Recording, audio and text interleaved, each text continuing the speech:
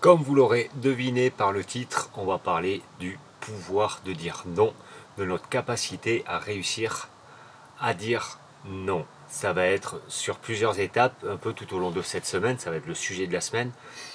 Le but de ça, ça va être surtout d'arriver à comprendre pourquoi t'arrives jamais à dire non. C'est parti.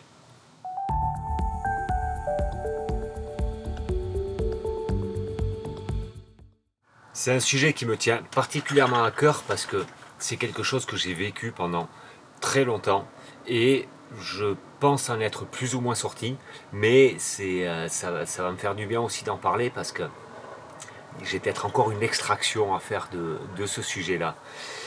Ce que j'ai relevé un peu dans mes réflexions et dans mes fonctionnements, le fait de dire jamais non, il va y avoir un petit peu un besoin de plaire là-dedans, un besoin de satisfaire un petit peu toutes les demandes de notre entourage.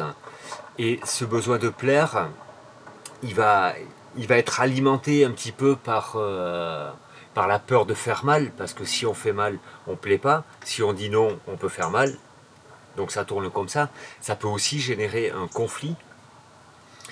Et le mal, le conflit, ça vient un petit peu ensemble. Et le fait de dire non, on s'imagine que la personne va mal le prendre, ça va générer un conflit parce que ça va lui faire mal, pardon, et donc on va pas lui plaire. Et on vient tourner beaucoup autour de ce sujet-là, autour de,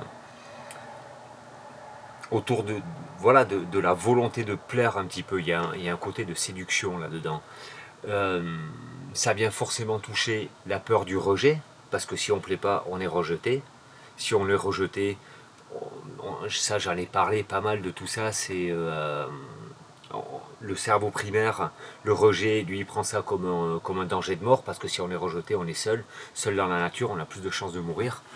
Et ça vient toucher un petit peu tout ça, donc c'est très compliqué à passer au-dessus. Tout ça, ça va faire partie des blocs de peur. Peut-être qu'on va développer ça un petit peu, ça dépendra si j'ai des retours, de qu'est-ce que vous dites, s'il y a des choses que je comprends pas, je sais pas. Je vais avancer avec ça autour de la semaine. Autour de l'incapacité de dire non, et contrairement aux peurs, on va pouvoir avoir aussi un sentiment de surpuissance avec ça.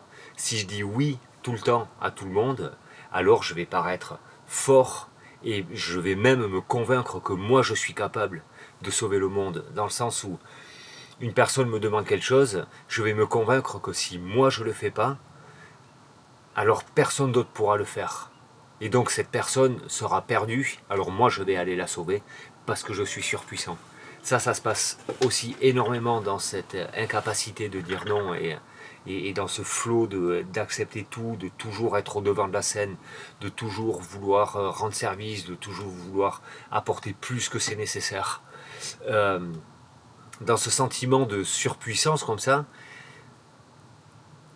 pourrait peut-être aller chercher un côté de se rendre aussi indispensable et voir un petit peu qu'est-ce que, euh, qu'est-ce que ça vient toucher de je vais me rendre indispensable, pourquoi, qu'est-ce qui se passe en moi pour que j'ai besoin d'être indispensable, pour que j'ai besoin d'être surpuissant et que j'ai vraiment la sensation que si moi j'amène pas ça, la personne est perdue et que si je l'emmène, alors elle sera attachée à moi. On revient un petit peu dans la séduction, dans le besoin de plaire.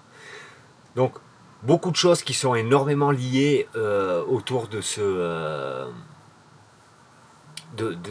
manque de dire non, de cette impossibilité parfois de dire non. Et en disant oui tout le temps, alors on va pouvoir s'épuiser, on n'a plus de temps pour nous. Et si on dit oui tout le temps, ben forcément les gens ils reviennent, ils nous sollicitent. Ah mais viens, appelle-le à lui, appelle-le à elle. De toute façon il y a une solution, toujours dispo, toujours gentil, toujours là, toujours présente. Ah mais il va trouver forcément une solution.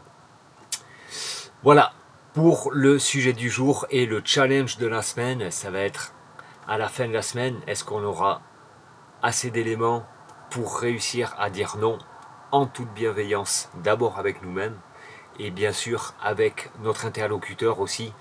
sans aller dans l'explication pourquoi on dit non, parce que ça, pareil, peut-être on n'est pas obligé d'expliquer, parce que parfois il peut simplement ne pas y avoir d'explication. Je peux juste apprendre à dire non, là c'est pas le moment pour moi, là je suis pas dispo, là j'ai pas envie, tout simplement, et essayer d'emmener ça en toute bienveillance pour nous-mêmes, et si on a la bienveillance pour nous-mêmes, il y a des grandes chances que ça pourrait en avoir aussi pour notre interlocuteur. Voilà, n'hésitez pas à me dire des petits commentaires si ça vous parle, si vous êtes de ceux qui n'arrivent pas à dire non, si vous avez envie un petit peu d'avoir des éléments pour se positionner, pour ne pas être toujours au devant de la scène, pour ne pas être sollicité tout le temps, pour réussir à se protéger de tout ça. Et sur ce, je vous dis à demain pour de nouvelles aventures. Ciao.